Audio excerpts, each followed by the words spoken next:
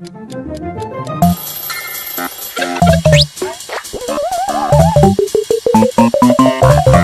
noches a todos. Espero que para algunos sea una sorpresa algunas de las cuestiones que vamos a presentar aquí, que vamos a disfrutar con ellas. Y para los que no sea una sorpresa, pues bueno, no digáis al de al lado lo siguiente que va a salir. No le quitemos el interés en ir descubriéndolo. El año pasado tuvimos ocasión de ver el primer proceso de restauración y empezamos por cómo es la iglesia y cómo fue evolucionando lo que es el edificio, lo que viene a suponer el espacio que se ve desde muchos puntos de la comarca, que es el edificio imponente de la iglesia. Esta sería la planta y vamos a seguir donde lo dejamos el año pasado. Esta sería la planta, la parte de abajo sería la entrada. Voy a aprovechar que tenemos un puntero para ir señalándolo. Aquí abajo sería la puerta de entrada, esa monumental puerta que tenemos renacentista, y a partir de aquí vamos a ir viendo cómo es el edificio en el momento de su construcción. Esta parte que veis en amarillo es la parte más antigua, viene a coincidir con la parte central de esta nave.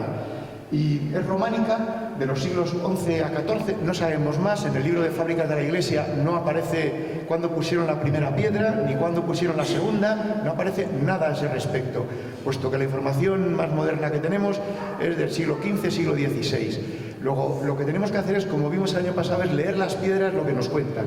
Y lo que estas piedras nos han contado en el exterior y en el interior, y diréis, ¿y yo que no estuve el año pasado? Bueno, pues si tenéis paciencia y ganas de que acabemos esta charla, repetimos lo del año pasado en versión reducida y podremos ver todos lo que el año pasado no tuvisteis alguno oportunidad de ver. Esta parte que está en amarilla, como comentaba, es la parte central. Está sujeta por unos contrafuertes que veremos luego en la siguiente presentación y es lo más antiguo que hay, la parte románica. La siguiente nave que se construyó es la que tenéis a vuestra izquierda y esta pues es ya del siglo XV al XVI. Es de época gótica. Básicamente el paso del románico al gótico es, en forma muy resumida, un arco de medio punto sería el que tenemos aquí, como una media naranja, y el gótico sería el que va apuntado, que no es totalmente la mitad de lo que vendría a ser una circunferencia. Y aquí lo que se hace es ya una obra en la nave central. Se eleva en torno a 1 metro aproximadamente la nave central y se hacen las bóvedas mucho más esbeltas, mucho más altas. En la siguiente presentación, luego más tarde, veremos cómo afectó esto a la construcción. En el año pasado, el altar barroco del siglo XVII, principios del XVIII, que le tenemos en este momento pues, oculto por la pantalla, es la principal obra de restauración y de limpieza que se emprendió por parte de la parroquia en muchos años. La hizo un grupo de restauradores, restauradores, y estuvieron pues, durante varios meses desmontando las piezas que necesitaban una restauración hasta de dedos, algunas de las figuras, otras eran molduras las que se habían perdido, otros era el color, otras tenían varias manos de pinturas, con lo cual no era así como originalmente lo había previsto el diseñador, y lo veremos, como digo, luego más tarde. En el año 1840 a 1860, aquí ya sí que tenemos una fecha concreta, se construye aquella nave, la tercera nave. Esa es la más moderna. Durante 20 años duró su construcción. Es más sencilla, no tiene tanta imagen, pero bueno, amplió la iglesia pues en 1/3 y permitió que tuviese las dimensiones tan esbeltas que vemos en este momento. En aquel momento se tardó 20 años. ¿Y qué ocurrió durante ese tiempo? Que esas paredes se abren, se queda al aire, y aquí ¿cómo se decía misa? ¿Cómo os imagináis? Aquí no se dijo una misa durante 20 años en esta iglesia, de 1840 al 60. Sirvió de parroquia la ermita de la Soledad. Por esa razón, cuando vamos a la ermita de la Soledad, vemos que es una ermita que tiene unas dimensiones de iglesia, pero de iglesia grande, esbelta también, porque se utilizó como una de las parroquias durante el tiempo, esos 20 años que aquí se estuvo de obras. ¿Qué más se construyó? El campanario. El campanario se hizo a lo largo de esos 20 años y fue lo último que se hizo cuando se acabó aquella nave. Pero no hubo siempre un campanario.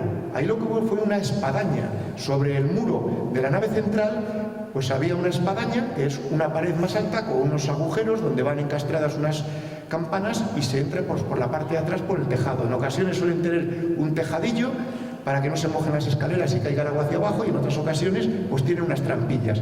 No sabemos más al respecto de cómo era la espadaña, puesto que no ha quedado absolutamente nada de ella. Otra cosa que se hizo al realizar aquella nave, la tercera, es colocar esa monumental obra que es esa portada renacentista del siglo XVI, que es de un palacio. No se corresponde a una obra religiosa de ninguna manera. Todo el mundo que llega verá cuando subimos las escaleras, vamos mirando al suelo, después de subir los 20 metros de desnivel, levantamos la cabeza y vemos esa monumental portada, y asombra. No hay un solo elemento que sea religioso, todos son profanos, como el año pasado se explicó, y luego el que tenga curiosidad pues podemos ver a continuación. El órgano se construyó a raíz de acabar esa tercera nave y colocar esa portada y el campanario, y duró desde el año 1861 al 64. Estas cifras las podemos dar por buenas, puesto que sí que hay referencias escritas de cuándo se empezó, cuándo se acabó y lo que costó. No de la nave, que de ahí no hay precios, pero sí del órgano. Del órgano sí, porque se hizo una acuestación personal, de manera que los emigrantes arauceños y de Doña Santos en Madrid pusieron la mayor parte del capital. La segunda aportación vino del Ayuntamiento de Arauzo de Miel, que puso todos los ingresos de 3 años de las ventas de la madera y de la resina del comunero. Íntegramente se dedicó a pagar el órgano. Luego hubo particulares en Arauzo pues, que irían bien económicamente y pusieron lo que les pareció. Y de esa forma se sufragó el pago del órgano. ¿Qué obras se han hecho de restauración durante el año finales del 21, principios del 22? Este Santo Cristo que le hemos dejado aquí a propósito iluminado. Así, como lo veis ahí, es como lo hemos estado viendo todos los que estamos así, aquí, de color azul el fondo, todo bastante opaco, sin brillos y con un color, con una patina como amarillenta. En algunos sitios había mucha purpurina, cantidad de capas de purpurina que le habían dado para que el dorado resaltase, y estas capas de purpurina habían ocultado los colores reales que tuvieron tanto el altar pues como la imagen que vemos arriba. Luego hablaremos del Cristo. Aquí tenemos una imagen de una cata que se hizo, de manera que cuando se empezó a quitar los rastros de purpurina capa tras capa, aparecían otros colores rojos, verdes, azules, muy bonitos, pero que estaban totalmente ocultos.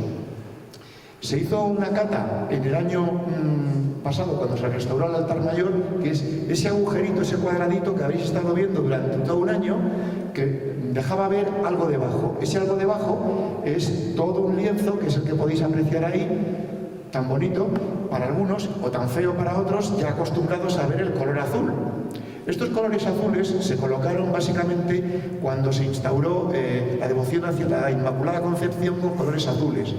Otro ejemplo tenemos el del altar pequeño que tenemos aquí a la izquierda, que también está dedicado a la Inmaculada Concepción, que en origen nunca lo estuvo. Estaba dedicado a un santo que no sabemos, a una santa que desconocemos quién fue, pero no a la Inmaculada Concepción, y que en colores sería más parecido al San Roque que hay allí, que tampoco estamos seguros que sea un altar dedicado a San Roque. Sí que sabemos quiénes son los que lo pagaron, y son una serie de arauceños de finales del siglo XVII, y probablemente vengan esos altares pues de alguna ermita hoy desaparecida y se reutilizaron para colocarlos aquí en la iglesia. Aquí tenemos la imagen del santo que hay arriba del todo. La parte derecha, desde vuestra posición, veis que es más clara. Ese es el color original. Después de quitarle barnices que se le han dado a lo largo del tiempo, con buena intención, pero que alteraron la imagen en su origen, veréis que también era azul hacia la izquierda, pues no, era más bien rojizo lo que tiene debajo de ese color azul. Y luego también hay que tener en cuenta que todas las imágenes durante muchos años, varios siglos, se han ido manchando del humo de la cera, de la combustión de la cera, por un lado, de la combustión de los aceites y de las grasas que se ponían ¿dónde? En aquellos lucernarios que podéis ver allí colgados y que no son más que enormes lámparas para iluminar un espacio grande, pero son como grandes quinqués, como grandes lucernarios. Hay unos espejos debajo que se colocaban a su altura y reflejaban la luz. Ese es el sentido. Están colocados en orden inverso, que quedan más bonitos así, pero el espejo y una luz siempre suele ir acompañado para reflejar. El espejo no da la luz, la refleja, pero ganas en luminosidad. Luego aquí hay un ejemplo, como el año pasado pusimos, de cuál es la labor que hacen los restauradores. Pues aquellos elementos que faltan intentan ver ¿Cómo puede ser ese elemento que falta? ¿Cómo pudo ser en función de cómo son otros que han sobrevivido el paso del tiempo? Se reconstruyen o bien de algún tipo de escayola, de algún tipo de silicona o de madera, y una vez que se ve que son iguales a los que había, pues se les da el color de los que previamente nos han marcado la pauta de cómo eran. Siempre se hace de forma reversible, de manera que si se quiere quitar lo que ahora se ha colocado en la restauración, se pueda quitar, que no afecte al conjunto de la obra. Y así sería como se estaría viendo a la izquierda el Santo Cristo, y así es a la derecha como en este momento se ve. De primera mano, si no os habéis fijado, cuando hayáis entrado mañana con luz natural, fijaros en el color que tiene y que veis una gama de colores que antes no existían porque estaban debajo del color que le han ido a lo largo del tiempo, y todas esas grasas, todos esos humos que se han ido acumulando pues a lo largo de muchísimo tiempo. Esta actuación está dentro de un memorándum que ha proporcionado la empresa de restauradores, que si alguno quiere saber las siliconas, dónde tenían termitas, dónde tenían algún tipo de xilófago, cómo lo han consolidado, que no hay aquí nada de mármol, porque aunque no pueda parecer, es todo madera. Antes no sabíamos lo que era, pues ya podemos confirmar que todo es madera. Vamos a hablar del Cristo. El Cristo que vemos puede ser un Cristo del siglo XIII. Los Cristos románicos tenían los pies separados y clavados. Los Cristos que se han hecho en la época del siglo XVII y XVIII tienen un pie encima del otro, pues como podemos ver en el altar, en el Cristo que hay allá arriba. Ese sí, el del XVII-XVIII de verdad. Este es un Cristo del XVII-XVIII barroco, pero es la piel que le vemos. La piel que le vemos le podemos perfectamente apreciar las costillas, los pliegues de los músculos, tiene pelo, cosa que en el románico no tenía. ¿Y dónde puede estar el Cristo románico? Debajo de este. Debajo de este, simple y llanamente. ¿Dónde podemos ver un Cristo románico del siglo XIII? Pues en aquellos lugares donde no les han modificado y les han dado pues esa patina de algún tipo de producto adhesivo, como pueda ser escayolas, siliconas, lo que le hayan podido a lo largo del tiempo. Luego una mano de pintura en función del color carne o el color que le quieran dar al pelo o al ropaje, y ya tenemos a los clavos y ya tenemos un Cristo barroco. Pero el románico, el más valioso, porque hay pocos del siglo XIII, está debajo. ¿A qué correspondería este Cristo? Esto es un Cristo de un descendimiento, donde faltan figuras. Cuando estamos en el Vía Crucis, después de la crucifixión, ¿cuál es el siguiente de los pasos? El descendimiento. Pues esto sería un descendimiento. Por eso tiene el brazo desclavado y hacia abajo, esperando que San Juan y la Virgen le recojan. Y bueno, pues no solía haber muchas más imágenes. ¿Dónde solían estar estos descendimientos? En el altar mayor. Si alguno vais en Burgos a las huelgas, veréis que probablemente sea de los pocos sitios donde se tenga un descendimiento románico completo, y está arriba del altar. ¿Así es como sería este? Puede ser, o no, no lo sabemos. ¿Era de esta iglesia o se trajo de otra que era más grande y con las desamortizaciones y las ventas de los elementos arquitectónicos y de los elementos religiosos ha venido a parar aquí? Pues no lo sabemos. El libro de fábrica y de gastos no dice absolutamente nada, más que lo que os estoy comentando, pero es por similitud con otras imágenes y con el cómo ha podido ser. Este Cristo, para los que no sois de aquí, se saca en procesión en la Trinidad, y ya es un lujo tener un Cristo románico y retocado en el barroco. Pero encima sacarlo por las calles ya es otro lujo, que cuando lo comentas a algún director de museos te dice, pero qué valor que tenéis, ¿no? Una pieza tan valiosa, sacarla a la calle, que la da el sol. Bueno, ¿quién le dice a un arauceño que no lo saque, ¿no? Bueno, pues esto en cuanto a la restauración de esta imagen y de lo que es su altar. Con luz de día, por favor, apreciadlo, disfrutarlo y mirad la restauración que se ha hecho. Espero que os guste. Me gustó para todos. Habrá quien diga, pues a mí en el azul me gustaba más. Fantástico. Se ha decidido en la parroquia el dejarlo como fue en su origen y quitarle ese color azul y dejarle tal como lo diseñó el que lo colocó ahí por primera vez, y así es como lo vio. Y luego la limpieza, pues sí que le hacía falta una limpieza a todo el conjunto. Vamos a ver este año el uso que se le ha dado a la iglesia, dentro de la iglesia. Tengo que agradecer a la familia de Benito Barbadillo, a Julieta, a Maru y a todos los hermanos, el que me dejasen dentro de las fotografías esta postal. Esta postal es de 1927. No tiene una calidad excepcional en cuanto a la imagen, pero es la más antigua que tenemos y es la única. Entonces, si con la técnica que tenemos hoy en día de los ordenadores hacemos una ampliación de cada una de las partes que he seleccionado de esta postal, pues vamos al techo. Aquí en el techo, ¿qué es lo que vemos? Todo de blanco, como lo hemos estado viendo durante muchos años, hasta 1985, 1886, que se quitó toda la cal y todo el revoco que tenía la piedra de las paredes y se limpiaron los techos. En esta tarea de limpieza, pues se descubrieron con sorpresa que había dibujos, que había pinturas, pero no se le prestó en principio mayor atención ni se restauraron estas pinturas. Si vamos ahora a una fotografía de cómo mañana con luz de día o con la luminosidad interna inclusive podéis verlo, pues allá arriba, el señor nos va a poner puntero, aquí arriba tenemos 18 dragones que nos están mirando desde hace 15 y 22, pues 37 años, y nosotros no les hemos hecho caso. ¿Me ayudáis a mirar los dragones? Qué imaginación que tengo, ¿verdad? Ver aquí 18 dragones. Bueno, este punto central es el centro del presbiterio, se llama la clave, y es donde confluyen todos los nervios de las hileras de piedra que soportan la bóveda y todo el peso que hay encima. Vamos al primero de ellos. Aquí tenéis que imaginar que es un dragón, pero que también parece un cocodrilo, y que estas serían las escamas que hay en el cogote, detrás de la cabeza. Esto vendría a ser la cabeza. Aquí tenemos el ojo izquierdo y el párpado abierto, y el otro no le vemos porque está pintado encima de la nervadura de la piedra y tendríamos que estar viendo izquierda y a derecha. Esto sería la parte de arriba del morrillo, alargado como si fuese un cocodrilo, y esta sería la parte de abajo. Aquí, esto que podemos ver como que está así ondulando, esto es una lengua roja, una lengua de fuego.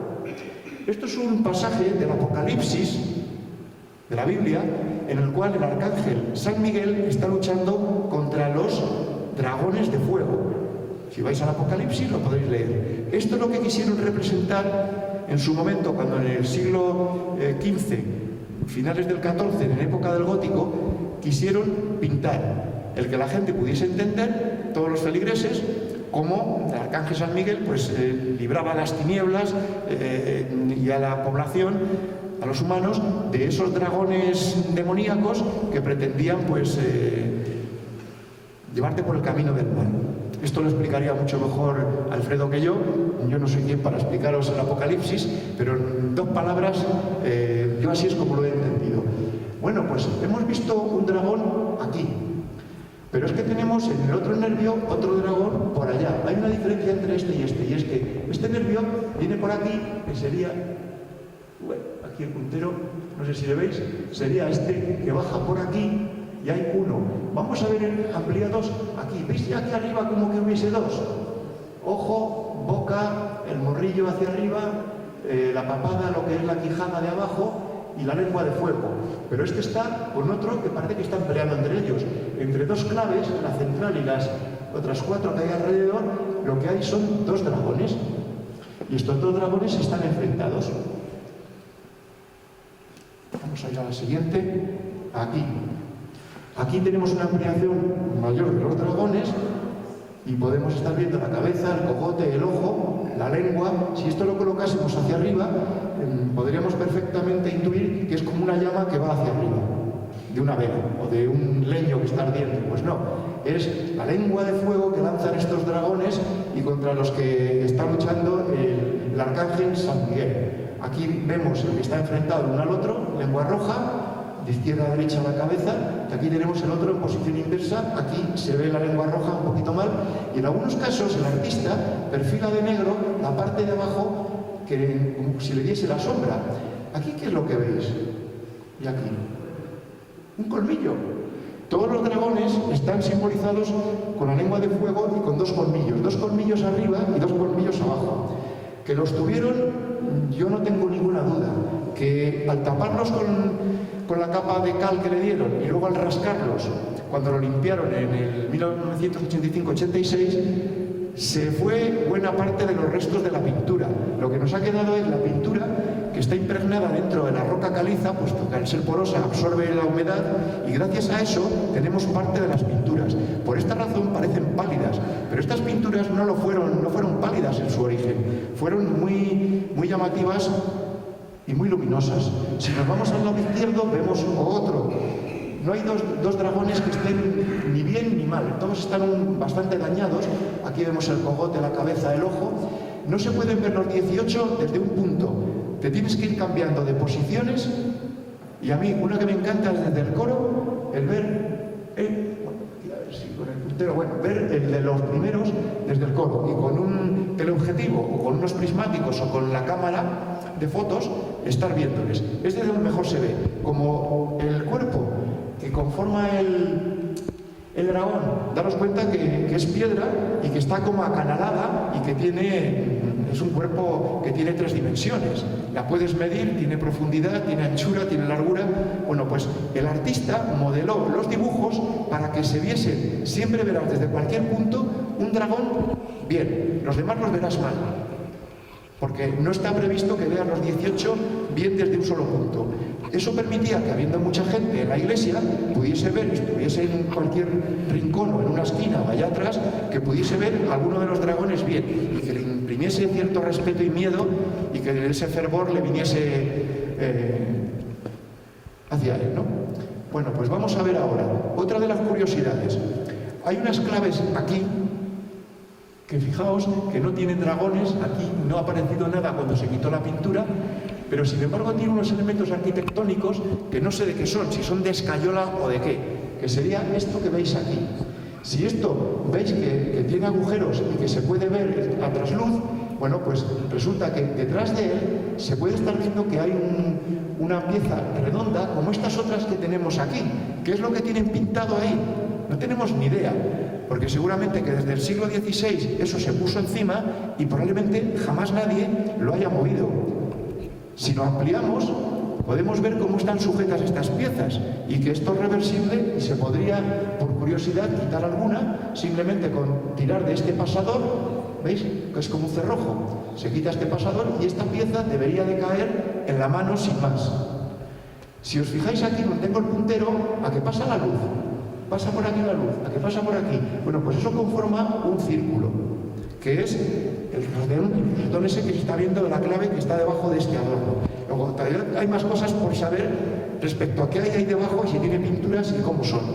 Nos falta un arcángel San Miguel, que en algún sitio debe de estar, pero como no lo he encontrado aquí, me he ido a otras iglesias donde sí que lo tienen. Esta la descubrí junto a mi mujer, a Conchi, en un viaje que hicimos a Cáceres. Es la concatedral de Cáceres, de la capital. Cuando entré y lo vi, dije, ahí van los dragones. Y Conchi me dice, ¿qué está diciendo los dragones? ¿Dónde? Digo, allá arriba.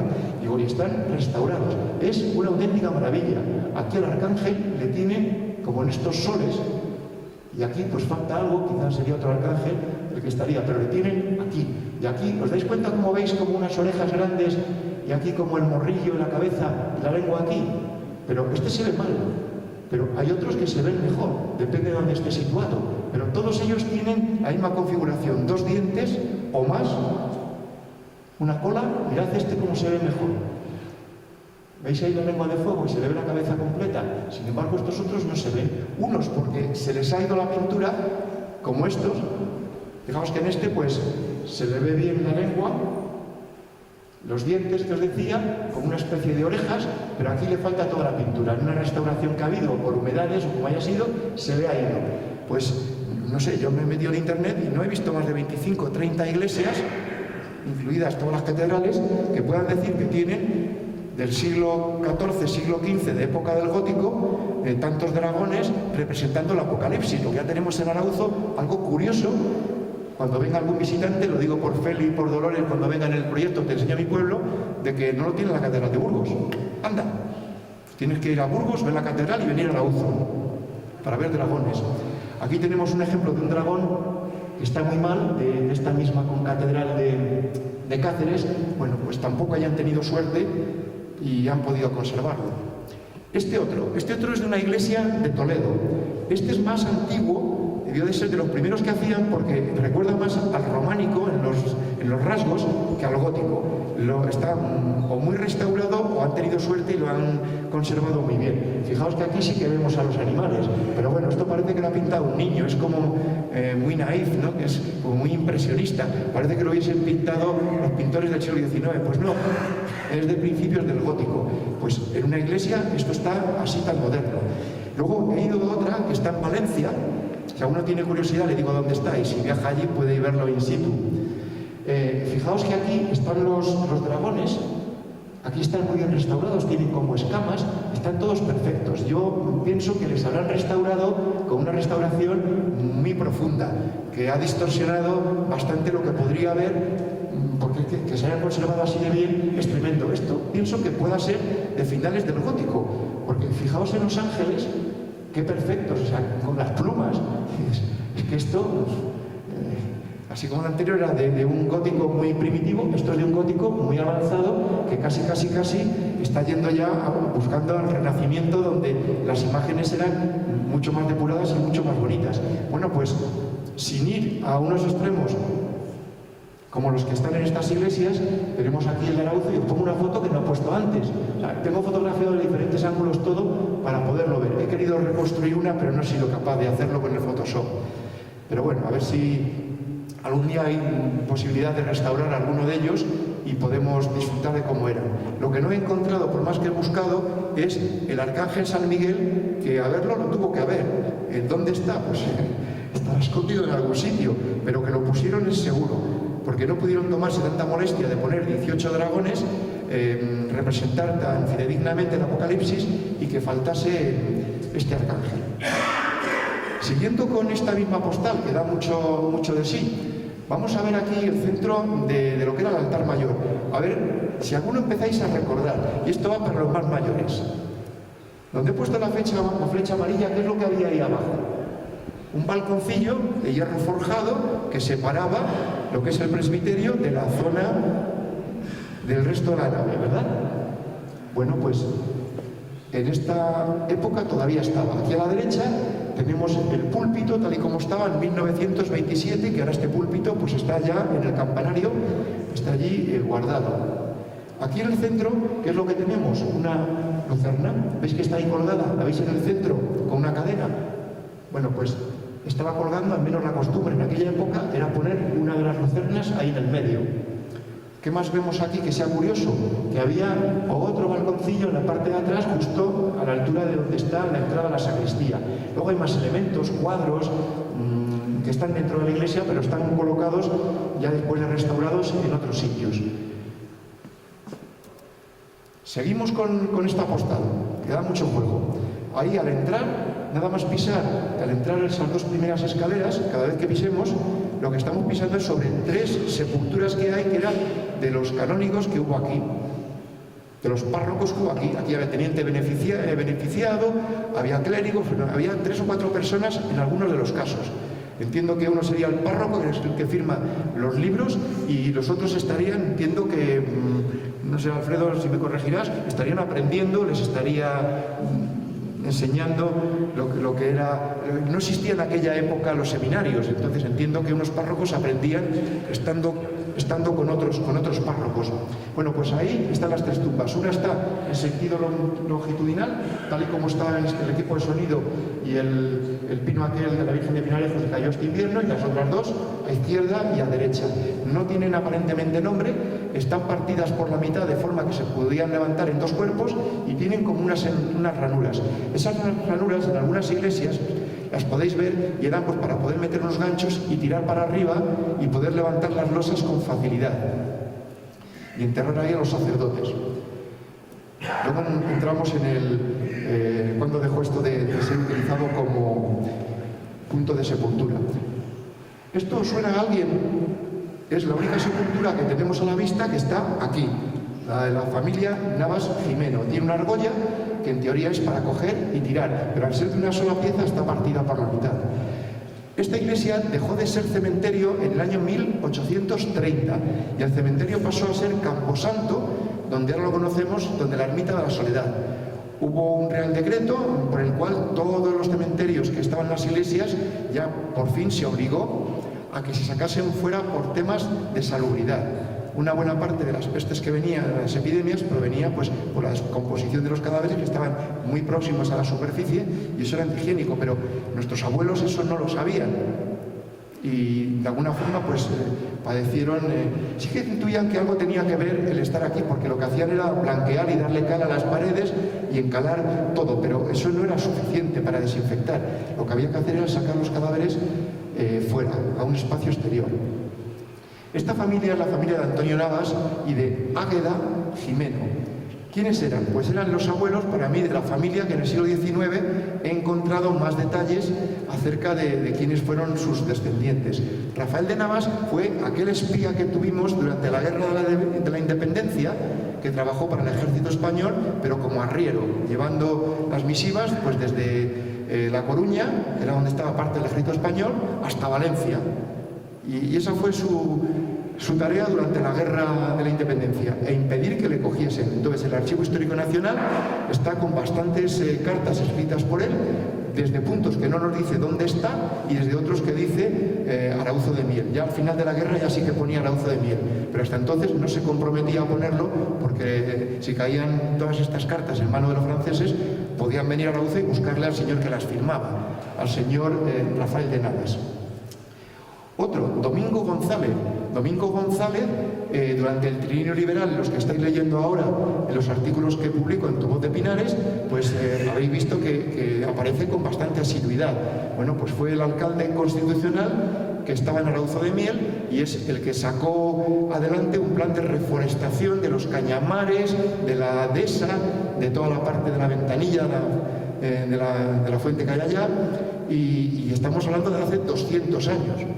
Lo hicieron a fondo perdido, un primo suyo, que luego hablaremos de él, el comisario político que venía a ser como el gobernador civil que luego hubo, o era el subdelegado del gobierno, que puso dinero de su bolsillo, y fue el primero de los planes que vimos aquí en Arauzo para reforestar, hacer canales, hacer acequias para poder hacer huertas.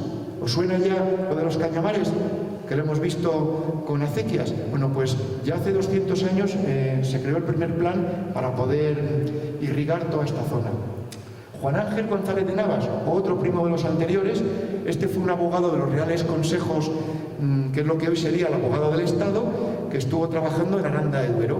Fue licenciado por Valladolid y por el Burgo de Osma, donde había universidad, hace 200 años, sacó las oposiciones.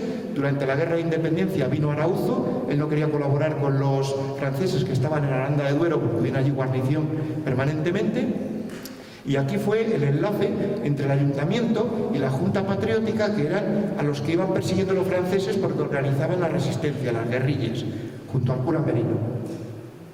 Luego en el trienio liberal fue el alcalde de Aranda de Duero y luego fue juez de primera instancia en Arauzo de Miel durante casi un año, y después de Aillón y después de Aranda de Duero. Luego se tuvo que exiliar en el año 1823, pasó a Francia, no volvió hasta 10 años más tarde como juez de primera instancia, y luego murió en el 1841 en Cáceres como presidente de la Audiencia Territorial de Cáceres. Este ha sido el que en la jurisprudencia es el que más alto ha llegado de los arauceños. Y luego tenemos el personaje, para mí, los que me conocéis más, sabéis que para mí es el emblemático arauceño, que es Martín González de Novas. Este fue un sacerdote ordenado por en el Burgo de Osma, en la diócesis del Burgo de Osma. Estudió también leyes en Salamanca y en Valladolid. Se doctoró en 2 carreras y sacó las oposiciones a catedrático en la Universidad de Santa Catalina en el Burgo de Osma. Y aquí la curiosidad es que cuando se presentó a las oposiciones, a los pocos meses de ser doctor, el tribunal que evaluó a los que se habían presentado, a él le dio el número 1. Y en Madrid, que tenía el ministerio que aprobar todos los catedráticos, dijo que cómo iba a ser posible que alguien con 23 años fuese catedrático por encima de los examinadores que había tenido en el tribunal para ser doctor. Y le dijeron muy simplemente, porque es el mejor. 4 años más tarde estaba en Madrid, sacó las oposiciones de canónigo en la Real Colegiata y Catedral de San Isidro el Real, allá en Madrid, y allí le pilló la Revolución Francesa, le pilló también luego la invasión de los franceses de España y se marchó hasta Cádiz. Allí estuvo en Cádiz, allí ocupó varios puestos dentro del gobierno de la regencia y luego pues pasó 7 años en la cárcel por ser sacerdote y ser liberal, porque le condenó el gobierno luego que vino de Fernando VII. Luego fue en 1820 el único diputado en Cortes que ha habido a Arauzo de Miel, durante 2 años estuvo allí y luego pues le perdemos la pista en 1823 porque se va al exilio pero desaparece, muere en algún punto. Así como su hermano tuvo más suerte y pudo regresar, él desaparece. Tiene varios libros, participó contra un golpe de Estado que hubo en Madrid en 1822. Bueno, o sea, todo un personaje. Esta familia tuvo también 3 madres superioras del convento de las Bernardas, que es el convento que hubo, lo que hoy es la Plaza de la Constitución, en Aranda de Duero, y que era uno de los principales conventos que había de femenino, seguramente que era el más importante. Había otros masculinos que estaban mejor dotados, que tenían más recursos. Y bueno, pues esta familia tuvo allí 3, aparte de más monjas, ¿no? Pues tuvo 3 superioras. Esta familia, afortunadamente para ellos, se ha conservado aquí su sepultura. No sabemos si aquí alguno de los fundadores tiene sus huesos, pero desde luego todos estos que os estoy diciendo, sus nietos, ninguno se enterró ni aquí ni en Arauzo, salvo Rafael de Navas, pero en el Camposanto. Si hacemos una ampliación de cómo empieza, bueno, pues está dotada por Antonio de Navas, Águeda Ximeno, está en caracteres latinos y es una subcultura pues muy curiosa. Y luego abajo del todo, no sabemos por qué, pues ya se empieza a escribir como en cursiva, se lee muy mal, está muy desgastado porque es donde todo el mundo pisamos cuando se pasa por ahí y aparece por la fecha de 1756. Vamos con esta postal. ¿Dónde se enterraba el resto de la población? Pues aquí, donde estáis sentados, aquí y allí. Ahí en el medio se ve un poco mal. ¿Veis esa? Ahí a la izquierda arriba se ven las sepulturas. Ahí estaríamos justamente en el primer escalón. Un poco más a la derecha, esos cuadraditos que aparecen son 2 reclinatorios de Enea, de aquel esparto, bueno, es Enea, es un tipo de vegetal del que se hacían los reclinatorios, pero aquí no se aprecia mucho más allá. ¿Qué más había? Sí que se ve que hay tablas en el suelo. En aquel año ya estaban tapadas las tumbas y estaba puesta la tarima que hemos conocido hasta que se colocó esta otra más moderna. Esta fotografía está sobreexpuesta, tiene muchísima luz, pero nos aporta cosas interesantes que no tiene la otra. Y es que fijaos que lo que veíamos con manchas negras son las almohadillas, que quien no tenía reclinatorio se traía una almohadilla. Aquí vemos, por ejemplo, que hay una silla. Luego había quien se traía hasta inclusive una silla. Y luego está donde se colocaban los cirios y que ahora se colocan los pendones, como podréis ver, uno allá al fondo, luego cuando acabemos y lo levantéis. Luego, esta fotografía que se puso en un programa de fiestas de 1928-1929 es más amplia que la anterior y nos aporta algún dato adicional, como este, donde se enterraba la gente.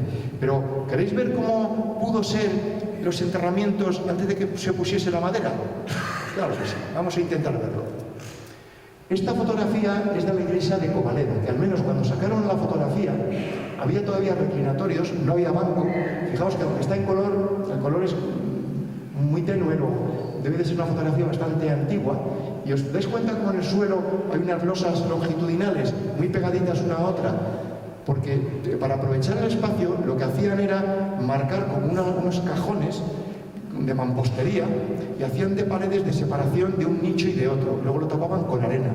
No había mucha profundidad, lo cual hacía pues que los olores pues podían emanar hacia la superficie. Aquí no se ven agujeros, luego levantarían con cuñas, supongo, las losas. En otras iglesias, como por ejemplo si vais a Santa María de la Vid, al monasterio, allí todo el enlosado donde se enterraba el pueblo común de la población tiene unas hendiduras como para meter unos ganchos y poderlo levantar. Luego, así es como probablemente pudo ser. El año pasado acabamos viendo la portada y es que este año, estando en Cáceres, como voy con el ojo mirando a ver qué cosas puede haber que me puedan aportar explicaciones de cosas que no entiendo de aquí de Arauzo, pues vi que estos son los escudos que tenemos en en la portada abajo. Están muy deteriorados porque las inclemencias del tiempo, los balonazos de los niños cuando utilizan esto como portería, pues lo va poco a poco estropeando. Entonces, cuando vi esto, dije, uy, a mí esto me recuerda, esto es de mármol, y lo vi en un museo que hay en Cáceres. Estos son escudos y armas.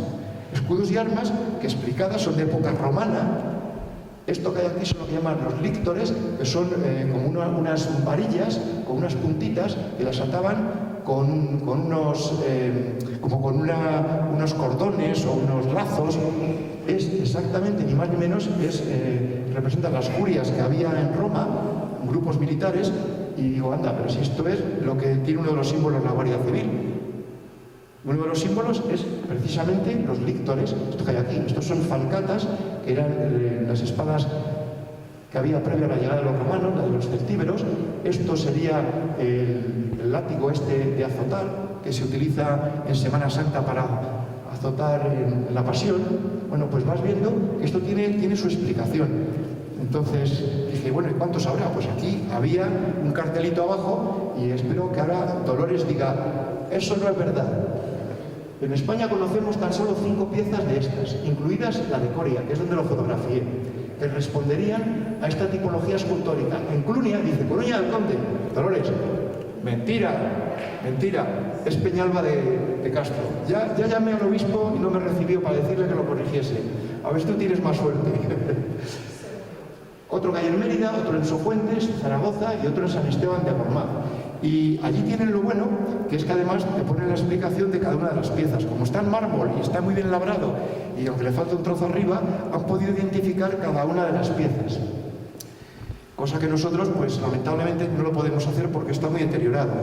Buscando, en un curso que hice este verano en la Universidad de Burgos, aquí en Clunia, pregunté precisamente por dónde podría estar esta imagen que mencionan allí en Coria. Y dicen, en el Museo de Burgos. Dice, pero no vas a verla entera porque hay 3 piezas de no sabemos cuántas componían y tenía que ser bastante grande. Estas piezas pues tendrán igual unos 50 centímetros de alto por 1 metro más o menos de ancho. Imaginaos, si esta de la derecha es la pieza de arriba, porque aquí tiene el dintel, esto parece que es otro dintel que está roto, va aquí, no se sabe si hay entre medias otro, porque este con este no casa. Y este puede ser el de abajo porque este es el dintel inferior, pero ni llevándole para acá, ni poniéndole para acá, no se sabe si es el del medio, el de una de las esquinas no, porque tendría que tener una terminación si cuando esto lo han desmontado no lo han partido. O sea, no se sabe. Sí se sabe que le faltan más piezas, pero sí que se ven escudos, se ven un cuerno de estos con los que iban tocando en los grupos militares. Aquí vemos una espada, esta romana, no es como las otras falcatas. Aquí vemos unas faldillas de un centurión, ¿veis cómo se ve? Como las que llevamos en el Via Crucis. Aquí, no sé, hay como una copa. Bueno, no se aprecia muy bien porque está todo muy limitado, porque no hay una sola de las piezas, salvo esta espada, que esta sí que se ve una espada, lo otro está bastante distorsionado. Luego ya tenemos la de Peñalba de Castro. En Burgos la podéis ver. Bueno, pues ya tenemos puesto nombre a algo de lo que tenemos en la portada que desconocíamos qué sentido tenía. Bueno, hemos hablado de los enterramientos que había aquí, a quienes se enterraban. Pues esta sería la carátula del primer libro de bautizados y de casados, que en este caso lo llevaban en el mismo libro, y tal y como está en el Archivo Diocesano de Burgos. Está en un cuero muy finito, que se llama pergamino, que es en lo que también servía pues para escribir, y que aquí lo han aprovechado con unas costuras, unos refuerzos que le han puesto aquí, y data de 1589, el primero de los apuntes que está aquí. Está bastante mal estado, para poder hacer la copia le puse un folio detrás, y como veis no se puede ni leer todo. Da igual, porque si no eres un paleógrafo, que sepas leer la grafía con la que escribían en el siglo XVI, tampoco la vas a entender. Se puede entender alguna palabra suelta, pero esto es toda una disciplina de ir a estudiar a la universidad. Aquí tendríamos, por ejemplo, pues, el libro de difuntos de 1658, el otro era de bautizados y de casados, y aquí he puesto unos libros de cuentas de 1804, para que veáis que no todo es mala letra. Aquí en el 1804 ya sí que se entiende bastante bien. No estamos hablando hace 200 años, no hace 300 o hace 400. Y he sacado esta del libro de cuentas porque así hablo dos palabras de Atanasio Ceballos, que fue un sacerdote que hubo desde 1851 a 1878. Creo, si Jorge está por ahí, creo no haberlo dicho mal, porque lo descubrimos ayer. Entonces, ¿este sacerdote quién fue? Pues un sacerdote que llegó aquí y que lo primero que hizo fue pelear contra el gobierno. Contra el gobierno, así, con dos narices. Dijo, no tiene sentido que nos hagáis llevar a cabo todos los asientos de una parroquia en papel timbrado, porque este papel timbrado no costaba tanto como comprar una hoja en blanco, costaba más, porque este papel timbrado se compraba en los estancos y tenía aquí un efecto recaudatorio. El ministro de Hacienda de la época lo que hacía era que si el coste del papel, voy a poner un ejemplo, son 10 reales, cobraba 30 y 20 se lo llevaba a Hacienda como un impuesto.